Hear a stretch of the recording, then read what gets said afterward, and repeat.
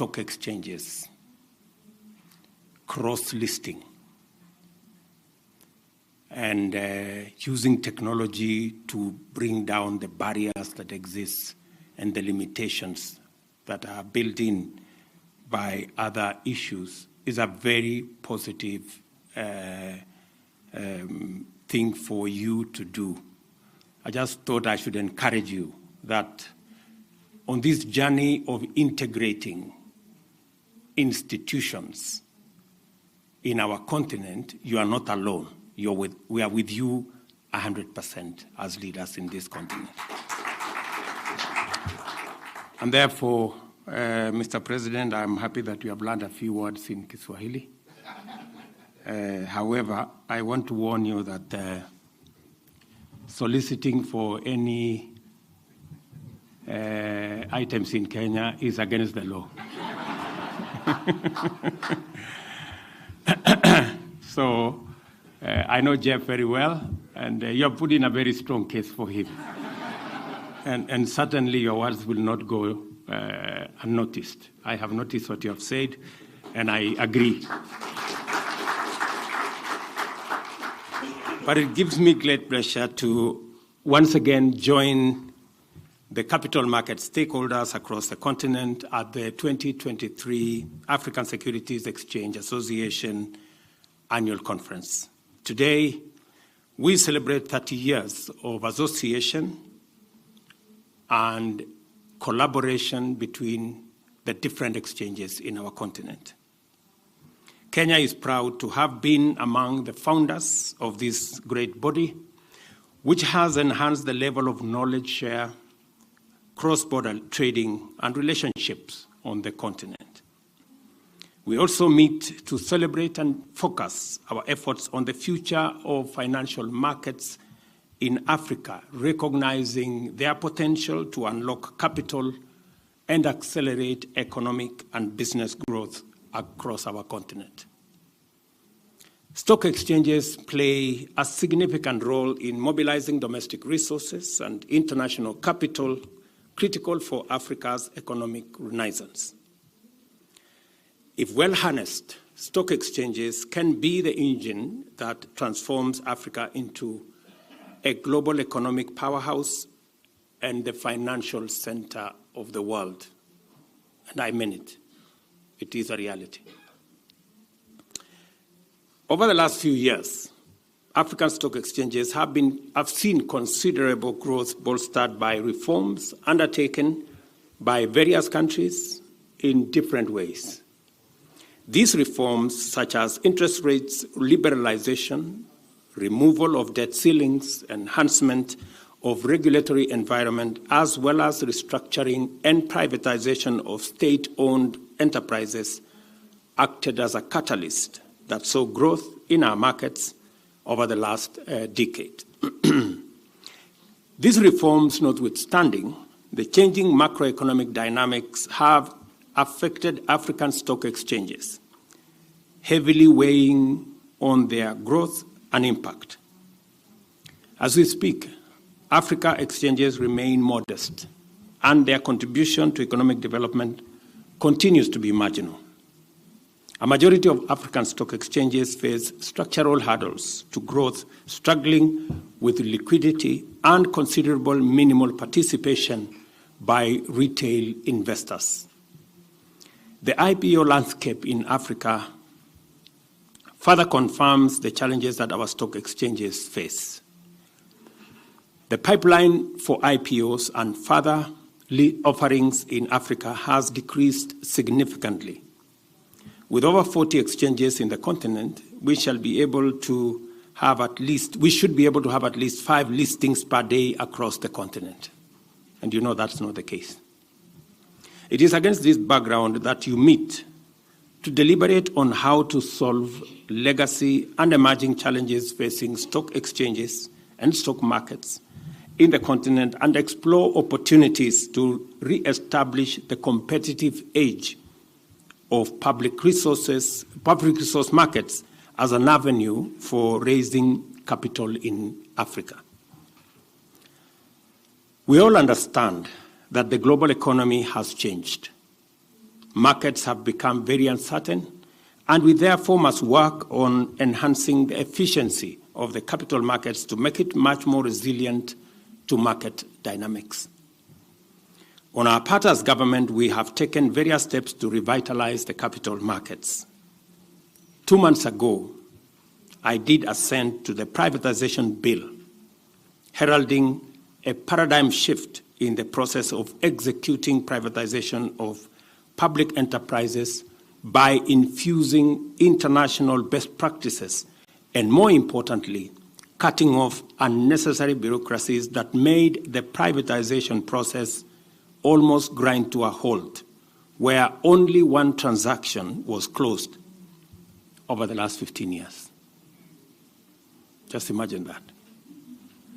And it was one of the big issues that I really wanted to sort out. And when I went to the stock exchange, I did promise them that the government of Kenya is going to list at the exchange more government entities.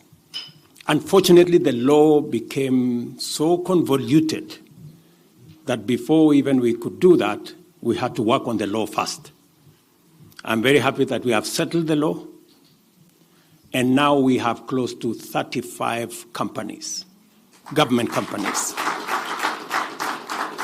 that some we will be selling outright, others we will be bringing to the stock exchange, and therefore I intend to keep my commitment to the stock exchange and make sure that we use the stock exchange to enable more Kenyans, more Africans, more private sector people to own part of our public entities.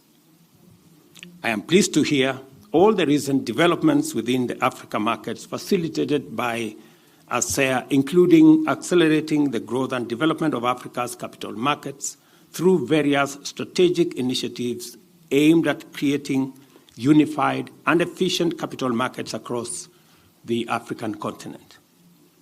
ASEA has championed the digitization of African stock exchanges, promoting the use of technology to enhance trading, settlement, and market information dissemination. This digital transformation has significantly improved market accessibility and transparency. ASEA actively supports the issuance and trading of infrastructure and green bond assets that are critical in mobilizing capital for infrastructure development projects in African countries. ASEA has also developed the African Exchange Linkage Project, a trading infrastructure that aims to connect over 30 stockbrokers with the aim of promoting cross-border trading of securities among member exchanges, further enhancing market integration. In this ever-evolving world of finance, where our markets are the lifeblood of our economies, our role in shaping the future is profound. The Africa capital markets, as a collective entity, play a vital role in fostering economic growth, development, and regional integration. I wish to take this opportunity to reflect on some key themes that are of paramount importance in the realm of capital markets, particularly in the context of our continent. Number one is liquidity in our capital markets. Liquidity is the lifeblood of any thriving capital market, and you know that. It ensures that our investors have the confidence and flexibility to buy and sell securities with ease. It is essential for the efficient allocation of capital, which in turn drives economic growth. Liquidity not only attracts domestic investors, but also foreign investors looking for attractive investment opportunities. It is our collective responsibility, therefore, to ensure that our markets remain liquid, transparent, and efficient. The trends we see in today's capital markets indicate a growing demand for improved liquidity, driven by innovative trading platforms, more accessible market information, and the entrance of retail investors into the arena.